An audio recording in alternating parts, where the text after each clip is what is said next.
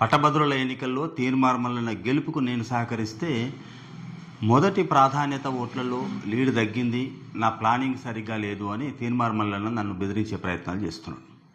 ఒక 4-5 రోజులుగా కౌంటింగ్ కంటే 2 రోజుల ముందు నుంచి ఆయన బేరీ చేసుకున్నాడట. నల్గొండలో ఆయనకు లీడ్ తక్కువ వస్తుందని అంచనాలు వచ్చినాయి.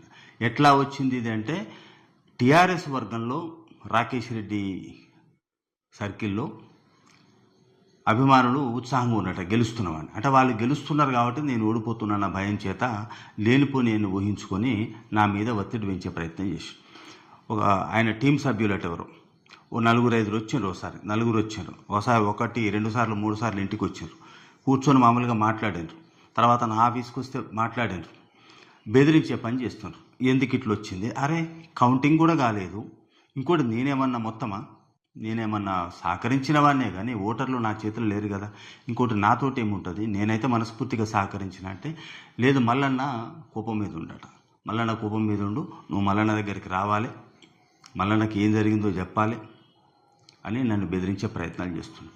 ఆయన టీం లీడర్ అటు ఎవరో ఒక ఆయన వచ్చి మేము ఆ ఎమ్మెల్యేని బెదిరించినాం, ఏ ఎమ్మెల్యేని బెదిరించినాం అని మాట్లాడుతున్నాం. సరే, ఒక 2-3 రోజులు కౌంటింగ్ అయింది. కౌంటింగ్ అయిన తర్వాత బొటాబొటీ ఓట్లతో ఆయన గెలిచింది.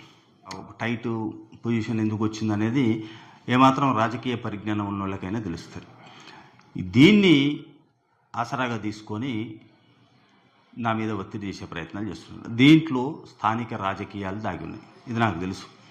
నేను ఆయనకు చెప్పే ప్రయత్నం చేస్తే ఆయన నాతోటి ఫోన్ మాట్లాడకుండా వేరే వాళ్ళతోటి మాట్లాడిస్తాడు, వేరే వాళ్ళని పంపిస్తాడు. ఎవరెవరో వస్తుంటారు, ఎవరెవరో ఫోన్ చేస్తారు, కొంతమంది ఫ్రెండ్లీగా మాట్లాడతారు, అన్న ఇట్లా ఇట్లా అని ఏదో కానీ మొత్తం మీద ఏదో భయభ్రాంతులకు గురి చేసే ప్రయత్నాలు చేస్తున్నారు. నేను ఆయనకు నిన్న కూడా మాట్లాడే ప్రయత్నం చేస్తే ఆయన ఫోన్ మాట్లాడేందుకు లేదని ఫోన్ కట్ చేసిండు.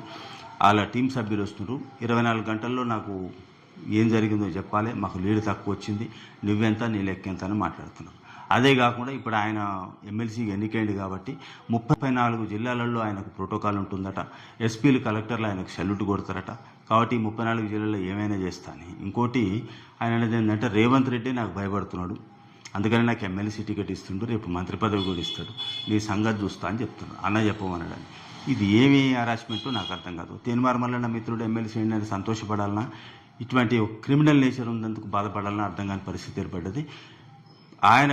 ఆయన టీం సభ్యులు మాత్రం 2-3 సార్లు నా ఇంటికి వచ్చి నా ఫుటేజ్ కూడా తీసిన నేను. తర్వాత నా ఆఫీస్కి వచ్చి ఒత్తిడి పెంచే ప్రయత్నాలు చేస్తున్నారు. నిన్న మొన్న ఎవరో వచ్చి చాలా పోదాంపా, హైదరాబాద్ పోదామా, ఏముంది హైదరాబాద్ పోతే ఎందుకు? ఇంకోటి బయట కూడా కొంతమంది కావాలని విష ప్రచారం చేస్తున్నారు. శంకర్రావు ఏదో చేసిండు. ఏముంది శంకర్రావు చేసేందుకు? శంకర్రావు ఏమన్నా పొలిటికల్ లీడరా? శంకర్రావు ఏమన్నా కాన్స్టిట్యున్సీ ఇది ఉన్నదా? ఇప్పుడు మంత్రి కోమటిరెడ్డి ఉన్నాడు, కోమటిరెడ్డితో ఆయనకు సయోధ్య లేక నాకు నల్గొండకి ఎంట్రీ లేదన్నా, నాకు ఆడ కనీసం పాంప్లెంట్ పంచించే ప్రయత్నం లేదంటే నేను నా ఆఫీస్ని అడ్డాగా ఇచ్చి ఆయనకు సహకరించిన. ఆ కోమటిరెడ్డి కూడా ప్రచారంలో నేను పాల్గొనలే. ఈయన కోసం, ఈయన వ్యవహార శైలి చూసి చాలా చోట్ల ఇదే, ఒక్క నల్గొండ కాదు కదా. ఇప్పుడు లీడ్ తక్కువ రావడానికి 34 అసెంబ్లీ కాన్స్టిట్యున్సీలో నల్గొండ ఒకటేనా? మిగతా చోట్ల ఇవన్నీ కనీసం బేరీ చేసుకోకుండా సహకరించిన వాళ్ళ మీద ఒత్తిడి పెంచే ప్రయత్నం చేస్తుండే. ఇంకోటి ఆయనకున్న సమాచారం ఏంటంటే, ఆయన కులం వాళ్ళే కావాలి, వెలమూల మీద డౌట్ అట. ఇంకా వెలమ ఆయన కాబట్టి టీఆర్ఎస్ పార్టీకి సహకరించిండ్రు. ఇది ఏమైనా తలకాయ ఉండి మాట్లాడుతున్నారా లేక మాట్లాడుతున్నారా అర్థం కాని పరిస్థితి. నా కులం గవర్నమెంట్ ఉంటేనే, కేసీఆర్ గవర్నమెంట్ ఉంటేనే 10 సంవత్సరాలు నేను దూరంగా ఉన్నా. 8 సంవత్సరాలు పోరాటం చేసిన. అప్పుడు జగదీష్ రెడ్డి మంత్రిగా ఉన్నప్పుడు నా మీద కేసులు కూడా పెట్టించాను. నా కులాభిమానం కులపిచ్చి ఉంటే కేసీఆర్ దగ్గరికి పోయి కూర్చుందరు కదా, నేను అటు సైడే ఉందును కదా.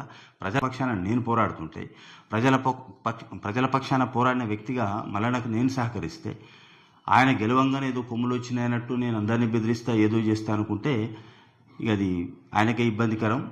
ఒకటైతే నేను చెప్పదలుచుకున్నా, మనస్ఫూర్తిగా తీర్మార్మలన్న గెలుపు కోసం నేను సహకరించిన ఓ జర్నలిస్ట్గా.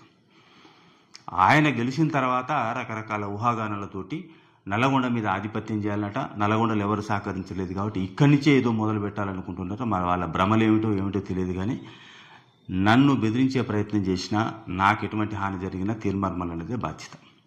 ఇప్పుడు నన్ను ఎత్తుకపోతారు, చేస్తారు, ఏం చేస్తారు?